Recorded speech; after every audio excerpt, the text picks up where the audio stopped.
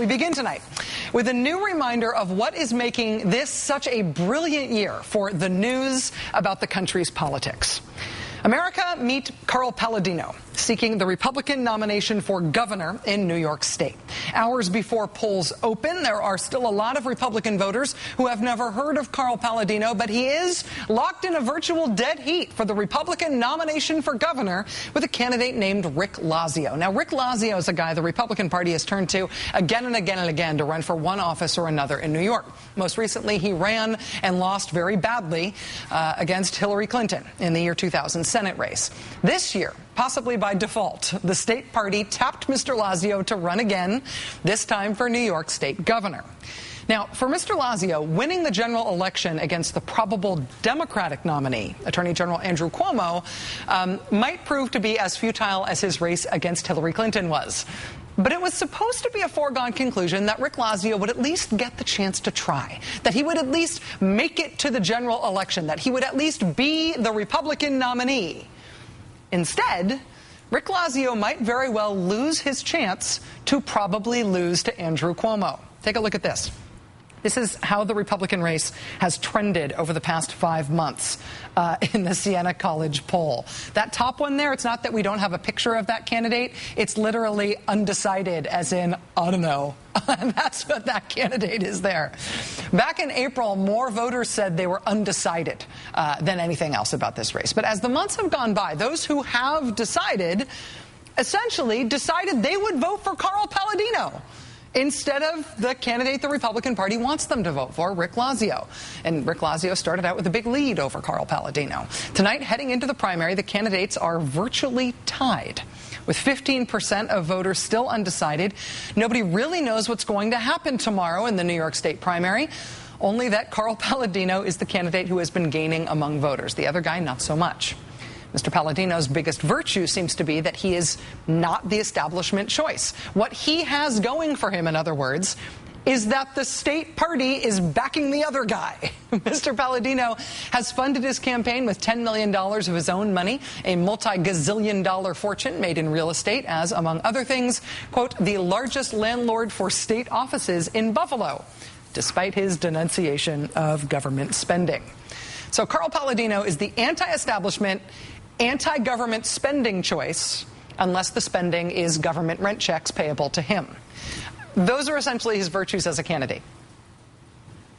At least you have to hope that those are his virtues as a candidate, that those are the source of his appeal to New York Republicans. Because if it's not that stuff, I'm telling you, this is essentially what else the public knows about Carl Paladino. A Western New York publication called WNY Media, WNYmedia.net is their website. They received and published what they call a deluge of emails that Mr. Paladino sent to a who's who of Buffalo area politicians, media types, and hangers-on. Among them, this widely circulated elsewhere, not actually a photo, photoshopped picture of the First Lady and President dressed for what the email subject line called a White House ball. The kind of thing surely everyone sends to a long, long list of their friends and business acquaintances.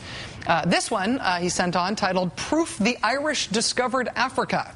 It had as an attachment a video of monkeys doing a little river dance style dancing jig. Get it? See, they're doing an Irish thing, so that explains the Irish part of the reference, but the Africa reference is because they're, yeah. Another email included video of an African tribal dance. The headline under which Mr. Paladino forwarded this video was Obama inauguration rehearsal. Other emails that he sent we cannot show you because they are hardcore porn. Not even like Skinamax, softcore porn, really hardcore stuff, some of it involving people with animals. Carl Paladino would forward the porn clips with subject headings like, a keeper, and easy, steady, big fella. But it was the email with the African tribal dance that purports to be the president's inauguration rehearsal that prompted an angry response from one of the people to whom Mr. Paladino sent this email. Mr. Palladino replied to the complaint, quote, "I apologize to you and everyone if that is offensive. To me, it's just humor. I'm not a racist and have never related Obama's color to my political distaste for him. I'm not sensitive to ethnic humor." He then uses a series of ethnic slurs and continues, "Whatever, we hear the humor every day. I think the oversensitivity to black-white is wrong and in itself demeaning. I advocate for the plight of our inner-city youth. I apologize if that's offensive." Mr. Palladino further riffed on his non-apology apology by saying, hey, it's because he works in construction. I forwarded emails I'm in the construction industry, okay? I get a lot of this junk sent to me, and I did that. I forwarded emails, and I've apologized to those that were offended by it. Okay, I forwarded to a select group of friends, and generally the people of the state of New York are disinterested in this topic. In other words, the people who are going to vote for him, he doesn't have to apologize to them for this stuff. And as for the rest who might take offense, if working in construction doesn't make it okay, maybe this will. Carl Palladino, in case this wasn't clear, he says he's human. I'm human. I'm human like you and like everybody else. So don't pontificate to me. Okay? Now, about that bestiality video I sent and the African tribal Obama inauguration rehearsal. You know, like humans do. As for Carl Palladino's defense that he advocates for the plight of inner-city youth, he plans to do that by teaching them basic things like personal hygiene, all part of his initiative that would convert prison dorms into welfare centers. Quote, "Instead of handing out welfare checks, we'll teach people how to earn their check. We'll teach them personal hygiene. The personal things they don't get when they come from dysfunctional homes. You have to teach them basic things, taking care of themselves, physical fitness. In their dysfunctional environment, they never learned these things." On his campaign website, Mr. Palladino calls his Send Welfare Recipients to Prison plan the Dignity Corps. He also likens his vision, in which the chronically poor are merely chronically ignorant and dirty. He likens it to FDR's New Deal.